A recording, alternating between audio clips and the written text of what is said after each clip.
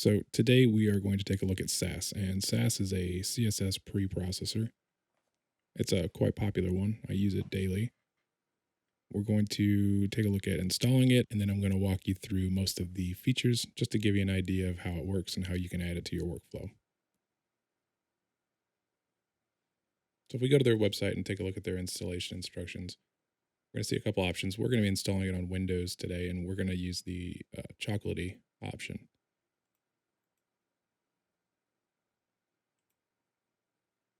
And to do that, I want you to open your Git Bash and do it as administrator. All we need to do at this point is just run the command there that you see in the installation instructions. And it's going to prompt you and ask you if you want to install everything. Go ahead and just type A and hit enter so that you can get everything in there. And then just go ahead and run the Sass command just to verify that it installed. From this point on, now we're going to move over to Visual Studio Code. And I've got my terminal open over here as well. And I'm going to set up the project by creating a couple of directories, one to hold the Sass documents. We're going to call this SCSS, and another directory to hold the compiled CSS. And then we're going to go ahead and create a new document in the SCSS folder. We'll just call it example.scss.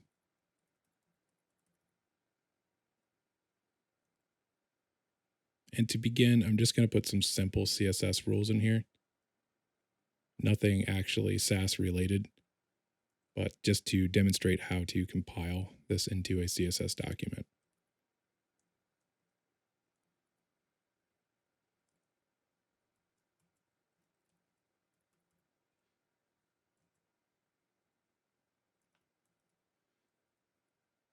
And now we're going to run the Sass command. First, I'm going to go ahead and I'm going to expand the CSS directory just so you can see that a file gets created. So start by typing Sass and space, and we're going to tell it which Sass file to compile and then where we want it to compile to. And if you hit enter, you'll see that it created a CSS file and a CSS map file. If we look at the CSS file, pretty much just holds exactly what we put in the Sass document. So I'm going to go ahead and set this over to the side so we can monitor this file. Since we haven't really done anything with Sass just yet, we're not seeing anything exciting yet. Next, I want to show you another feature which we're going to use for the remainder of the video, which is the watch option. So if you just hit up in your terminal, that'll reload the last command. Add space -- watch to the end of the command, hit enter. And now this script is going to continue to run in the background, and it's going to watch our changes to that SCSS file. Every time we save, it's going to recompile our new CSS. So the first feature we're going to take a look at is variables. And to do that, I'm going to kind of set the stage here and add some font family properties. I'm also going to go ahead and just hide the terminal here so that we can see more.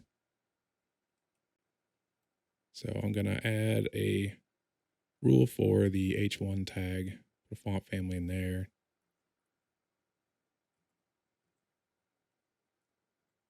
Going to add an H2 tag, and I'm going to choose a different font family for this one.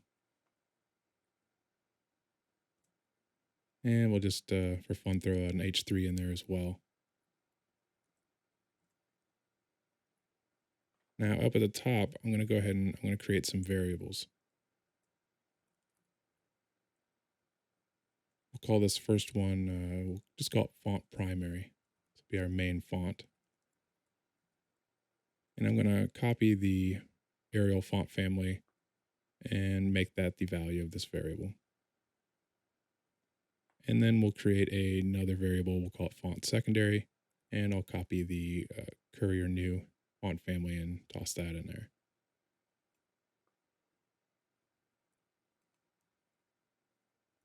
Now we can take these variables and use them anywhere we'd like.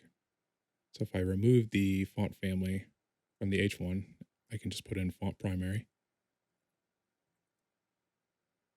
And I'll go ahead and copy that And I'll replace the font family in the H3 as well, and the paragraph. Then I'm going to remove the font family from H2 and assign that one the secondary font family. And you'll see that I can just easily come in and change the font family in the paragraph to use the secondary variable. Another thing I want to look at is utilizing a variable to assign a variable.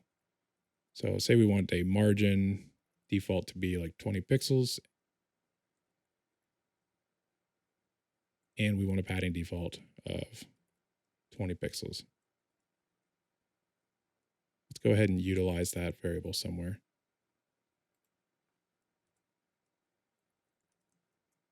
So we'll, just for all divs, we'll say we want a margin to have the default margin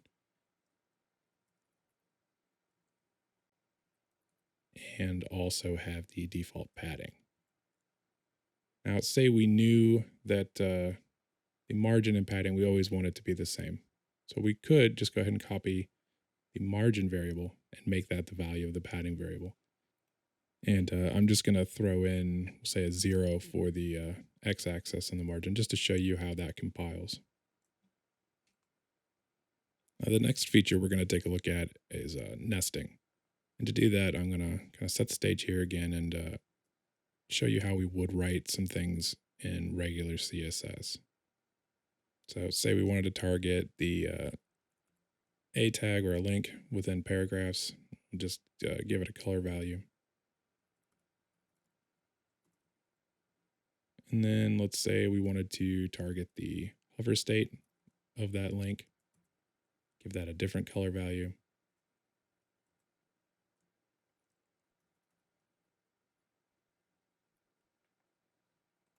Now let's take a look at how we could use nesting in Sass to accomplish the same thing. So we can nest this a tag rule here within the paragraph. You'll see that compiles the same over on the right. Now let's get rid of the original rule. Now let's tackle the hover state. And to do this, within the a rule, we use an ampersand. And this basically says an a with the hover state. We'll add that color value here. And we can get rid of our original rule. And we'll go ahead and compile that. Now, just for fun, let's go ahead and we'll add the active state as well. Change the text decoration of that to underline. And you can also use the ampersand to, we'll say, if a paragraph has a class of, give this class, we'll call it big text. So if it's a paragraph and it has the class name big text assigned to it, we'll change the font size.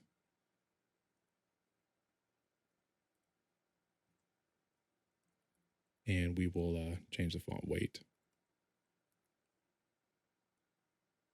Then we could go another step further. We can say if it has the big text class and a link is inside of it, go ahead and apply this color to it. Now, the next feature I want to look at is called partials. And this is a way to kind of cut up your Sass documents, make it a little more organized. And what we're going to do first to illustrate this is we'll take the variables here. We're going to put them in their own document. Now, partials use an underscore to start their name. Let's go ahead and create a new file in the SCSS directory, and we'll call it underscore variables.scss. And I'm just going to move this. And we're going to go ahead and copy all of our variables. We're going to paste them in the variables.scss. And if I save this now, you're going to see some errors over here on the terminal. I'm going to open this up because now the font families are not defined. So I just wanted to illustrate, you may want to actually keep your terminal open normally to see if there's errors. we're going to go ahead and we're going to import this file at the top of our document. And when you import a partial, you don't need to use the underscore or the file extension. And now you'll see that our errors are cleared up and it compiled successfully. We'll go ahead and hide this panel. Okay, so now let's say we wanted to maybe take our text properties out and put it in its own file. So let's create a new file. We'll call it underscore text.scss. I'm going to go ahead and drag this down here. Then I'm going to minimize these rules here so I can see them all. I'm going to grab these and I'm going to cut them out and paste them into our text partial. Save that. And let's go ahead and we'll import that.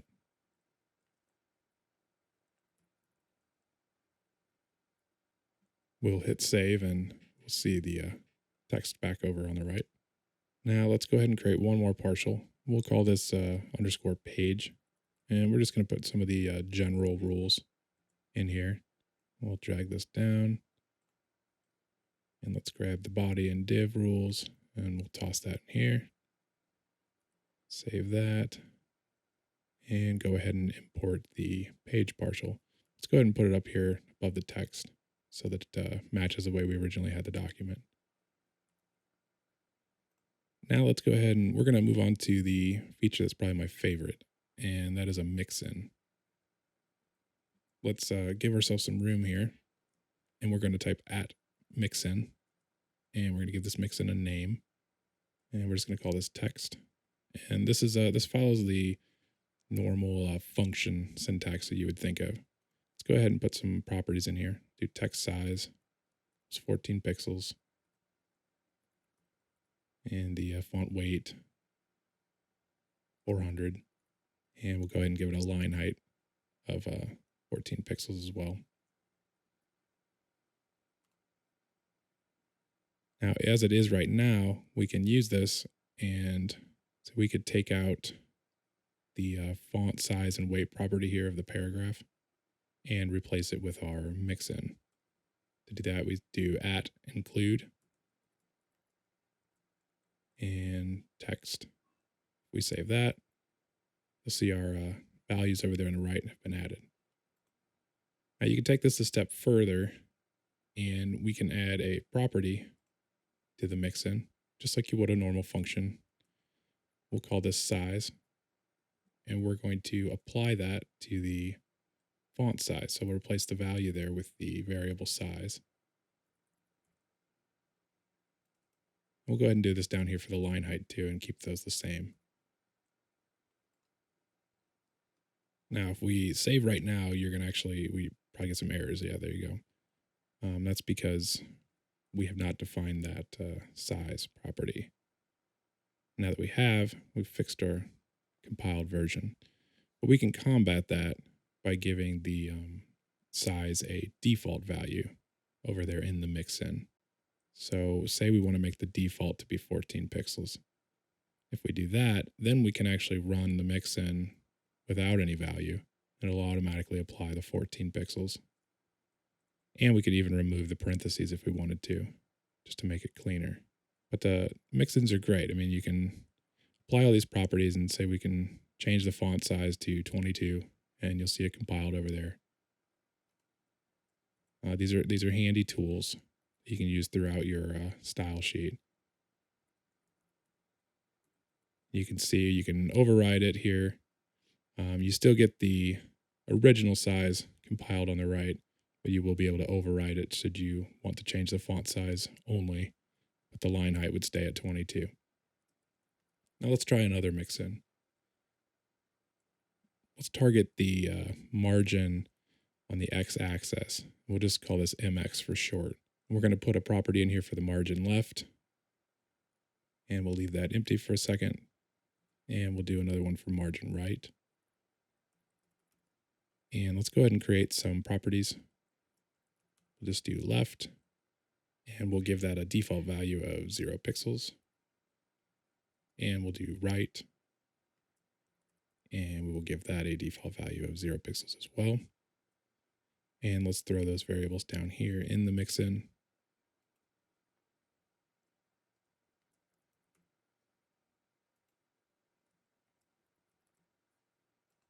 Okay, so now we can use this mixin if we wanted to adjust the margin of an element just on the x-axis, so the left and the right.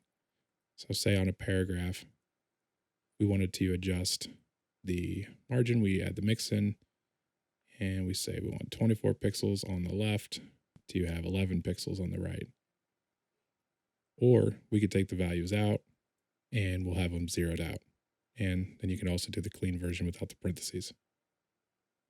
Another option we could do, which is something I like to do, we can make the right property default to whatever was in the left. And this way we can apply the same to both if we only give it one value. Now I'm going to toss one more in here, and this is a mixin that I like to use. I just call it strip, and this is a way to just strip out or cut the margin and padding for an element. So we'll call this strip, and we don't need any properties because it really only does one function, and that is to set the margin at 0 pixels and the padding at 0 pixels. So we could use this in our Sass document to strip out all of the margin and padding. No matter what was applied to it beforehand, it's going to zero it out. So you could undo what you've done before, or you could strip it to get it kind of zeroed out, and then say you just wanted to add a left and right margin.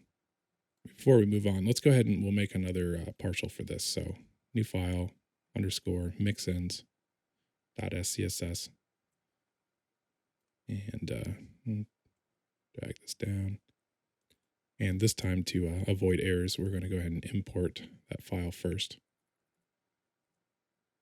So import mixins, and then we will grab all of our mixins, cut them, and paste them into the mixins document.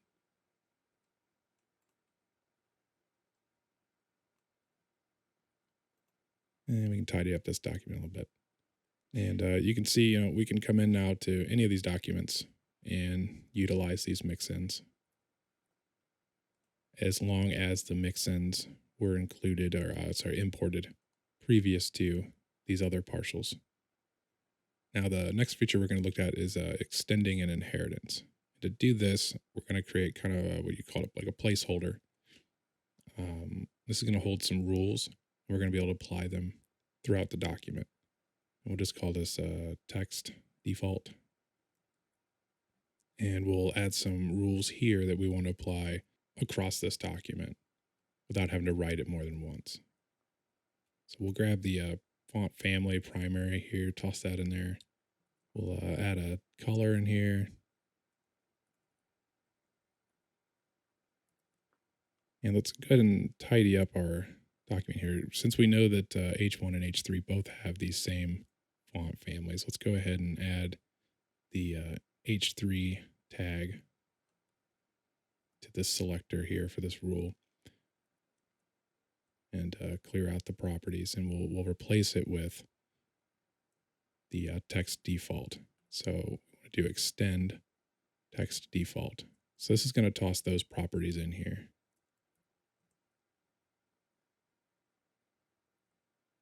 If you save, over on the right, you'll see those properties are now applied to H1 and H3. Now say we want H3 to have a different color. We'll make that black. And that's going to apply that. So we'll be able to set the kind of base rules for the H1 and H3, but the H3, we wanted to go ahead and change the color to black. Now maybe we wanted to add H2 to the mix here. We'll give that the same text default. However, the font family is going to be changed. It'll keep the same color, but apply the secondary font later on, which will override that. Now we can even go ahead and take a mixin, and we can throw that into the placeholder. And you'll see that goes ahead and automatically applies that to all of those tags. So we could throw the strip mix in here as well. Let's tidy up these here. So a paragraph will get all of its properties stripped with the margin and padding, but we decided later on we want to make sure that it has 10 on the left and the right, and we can do that later on. So these placeholders are kind of, you can create kind of a baseline style for multiple items. And if you need to tweak them later on in your document, you can do it further down. Now, the last feature we're going to take a look at will be operators. And this allows us to do some basic mathematical functionality within the style sheet. So hop over to the page partial, and let's say we'll add a rule for an image tag. And we'll go ahead and we'll add a margin. And we'll set this to the margin default. But we're going to add 10 pixels to that. And you'll see that compiled over there. So it took the default 20 and added 10, making 30. We could also maybe minus 2 from that as well. So it took the default, added 10, minus 2, or divide by 2, which is going to divide 10 by 2, and then add that to the margin default. Or we could throw in another variable. So margin default plus 10 plus the padding default, which is basically itself, or the margin default again. So we'll end up with 50. And that concludes this basic overview of Sass. So what we've created here is not necessarily the best use of it, but it gives you an overview of some of the features so you can take advantage of what Sass has to offer and add it to your workflow.